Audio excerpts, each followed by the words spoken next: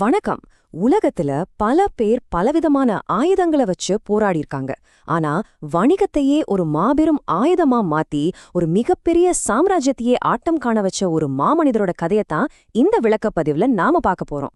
வ.உ. சிதம்பரனார். இவரோட அந்த நெஞ்ச உலக்கிற பயணத்துக்குள்ள இப்ப நாம நேரடியா நுழைவோம். அவரோட பேச்சும் பாரதியாரோட பாட்டும் செத்த பிணத்தை கூட எழுந்திருக்கு செய்யும். அடிமைப்பட்ட நாடு 5 நிமிஷத்துல சுதந்திரம் வாங்கிடும். இந்த வார்த்தைகளை சொன்னது வேற யாரும் இல்லங்க, பிரிட்டிஷ் நீதிபதி பின்கே. கொஞ்சம் யோசிச்சு பாருங்க, ஒரு அரசாங்கத்துக்கு அவர் மேல எந்த அளவுக்கு ஒரு ஆழமான பயம் இருந்திருந்தா இப்படி ஒரு தீர்ப்பை எழுதியிருப்பாங்க. இந்த ஒரு வரியே வ.உ.சி எந்த அளவுக்கு ஒரு மாபெரும் சக்தியா உருவெடுத்தார் அப்படிங்கறத நமக்கு ரொம்ப தெளிவா காட்டுது. 1772ல ஒரு ரொம்ப வசதியான வழக்கறிஞர் குடும்பத்துல பிறந்தவர் வ.உ.சி. அந்த காலத்துல ஒரு வக்கீல்னா எவ்வளவு ஆடம்பரமான வாழ்க்கை வாழ்ந்திருக்க முடியும்னு உங்களுக்கு தெரியும். ஆனா அந்த சொகுசான வாழ்க்கைய அப்படியே தூக்கி போட்டுட்டு தன்னை எப்படி ஒரு முழுநேர சுதந்திர போராட்ட வீரரா அவர் மாத்திக்கிட்டார் அப்படிங்கிறதுதான் ஆச்சரியம். ஆங்கிலேயர்களை வெறும் வார்த்தைகளால மட்டும் எதிர்க்க அவர் விரும்பல. அவங்களோட பலமே அந்த கடல்வழி வணிகம்தான் அவருக்கு நல்லாவே தெரிஞ்சிருந்தது. அதனால அவங்களோட அந்த ஏகபோக உரிமையில அந்த இதய பகுதியிலேயே நேரடியா ஒரு அடியடிக்க முடிவெடுத்தார். அதுதான் சுதேஷி ஸ்டீம் நேவிகேஷன் கம்பெனியோட ஆரம்பம். 10 லட்சம் ரூபாய். 1906ஆம் வருஷத்துல இது எவ்வளவு பெரிய பிரம்மாண்டமான தொகைன்னு நீங்களே கற்பனை செஞ்சு பாருங்க. சொந்தமா ஒரு கப்பல் கம்பெனியை தொடங்கணும்னு முடிவு பண்ணி தலா 25 ரூபாய் வீதம் 40,000 பங்குகளை வித்து இந்த மாபெரும் தொகையை அவர் திரட்டினார். இதுக்காக பாம்பாய், கல்கத்தான்னு இந்தியா முழுக்க பயணம் செஞ்சார். தன்னோட குடும்பத்தாரோட உடல்நிலைய கூட பொருட்படுத்தாம அவர் செஞ்ச இந்த நிதி திரட்டும் பணி நிஜமாவே அபாரமானது. ஆங்கிலேயர்கள் வாடகைக்கு கப்பல் தர மறுத்தப்போ அவர் சும்மா இருந்துடல. துணிச்சலா எஸ்.எஸ். காலியா அப்புறம் பிரான்ஸ்ல இருந்து எஸ்.எஸ். லாவோ அப்படின்னு 2 கப்பல்களை சொந்தமாவே வாங்கினார். 4000 மூட்டைகளை ஏத்திட்டு போற அளவுக்கு பெரிய கப்பல்கள். இந்த கப்பல்கள் வந்தே மாதரம் கொடியோடு தூத்துக்குடி துறைமுகத்துக்கு வந்திறங்கியத நீண்ட நாள் கழிச்சு ஒரு தாய் இரட்டை குழந்தைகளை பெற்றெடுக்கும் மகிழ்ச்சிக்கு ஒப்பா மகாகவி பாரதியார் கொண்டாடினார்னா இது எவ்வளோ பெரிய சாதனைன்னு பாருங்க. ஆனா இந்த ஒரு வணிக புரட்சி அப்படியே நிக்கல. சுப்பிரமணிய சிவா மாதிரியான தலைவர்களோட சேர்ந்து இது எப்படி ஒரு மாபெரும் யாராலையும் தடுக்க முடியாத மக்கள் இயக்கமா மாறுச்சுன்னு இப்போ நம்ம பாப்போம். 1908ல நடந்த விஷயங்கள் எல்லாம் ரொம்ப வேகமா நகர்ந்துச்சு.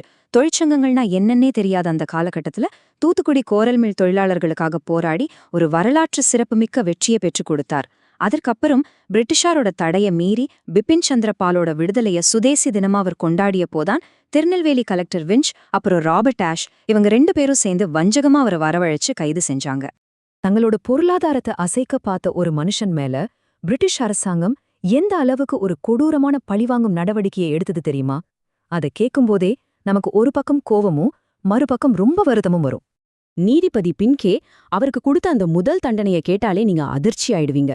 சுப்பிரமணிய சிவாக்கு ஆதரவு அளித்ததுக்கும் ஆங்கிலேயருக்கு எதிரா பேசினதுக்கும் சேர்த்து 40 ஆண்டுகள் இரட்டை ஆயுள் தண்டனை. வரலாற்றுல யாருக்குமே இப்படி ஒரு தண்டனை கொடுத்ததில்ல. இத கேட்டு மக்கள் கொதித்தெழுந்தாங்க. அப்புறம் மேல்முறையீடு செஞ்சுதான் அது 10 வருஷமாவும் கடைசியா 6 வருஷமாவும் குறைக்கப்பட்டது. ஒரு நிமிஷம் இத மனசுல நினைச்சு பாருங்க. மிகப்பெரிய செல்வாக்குள்ள ஒரு வழக்கறிஞர் கோவை சிறையில மாட்டுக்கு பதிலா கட்டப்பட்டு கொடூரமான செக்கனை இழுக்கிறாரு. உடம்பால அவர் அனுபவிச்ச அந்த வலியை விட அவர் சிறையில இருக்கும்போதே அவர் உயிரா நினைச்ச அந்த கப்பல் கம்பெனிய ஆங்கிலேயர்கள் மிரட்டி விலைக்கு வாங்கினாங்கிற செய்தி அது அவருக்கு எவ்வளோ பெரிய உளவியல் இடையே இறக்கியிருக்கும். அது அவரை மொத்தமா நிலைக்குள்ளேயே செஞ்சிடுச்சு. தனது தேசத்துக்காக மக்களுக்காக தன்னோட மொத்த வாழ்க்கையும் தியாகம் செய்த அந்த மனிதரோட பின்னாள் வாழ்க்கை எப்படி இருந்துச்சுன்னு பார்க்க போறோம். உண்மையிலே இது ரொம்ப துயரமான ஒரு பகுதி. ஒரு கேள்வி, தன்னோட மாபெரும் செல்வத்தெல்லாம் இழந்து நாட்டுக்காக இவ்ளோ கொடூரமான சித்திரவதைகளை அனுபவிச்ச ஒரு ஹீரோ சிறையிலேருந்து வெளியே வரும்போது மக்கள் அவருக்கு எப்படிப்பட்ட ஒரு பிரம்மாண்டமான வரவேற்பை கொடுத்திருக்கணும் நீங்களே கொஞ்சம் சிந்திச்சு பாருங்க. ஆனா நிஜத்துல நடந்தது நெஞ்ச உலுக்குற ஒரு விஷயம். 1912 டிசம்பர் 24ஆம் தேதி அவர் விடுதலையாகி வந்தப்போ அவரை வரவேற்க யாருமே இல்லங்க. சுப்பிரமணிய சிவா உள்ளிட்ட ஒரு சிலரை தவிர அந்த இடமே வெறிச்சோடி கிடந்துச்சு. தேசத்ரோக குற்றச்சாட்டுல அவரோட வழக்கறிஞர் உரிமமும் பறிபோயிடுச்சு. வாழ வழியே இல்லாம சென்னை, மயிலாப்பூர், பெரம்பூர்னு மாறி மாறி வாடகை வீடுகள்ல தங்கி ஒரு சின்ன மளிகை கடை வச்சு பழைக்க வேண்டிய ஒரு வறுமை நிலைக்கு அவர் தள்ளப்பட்டார்.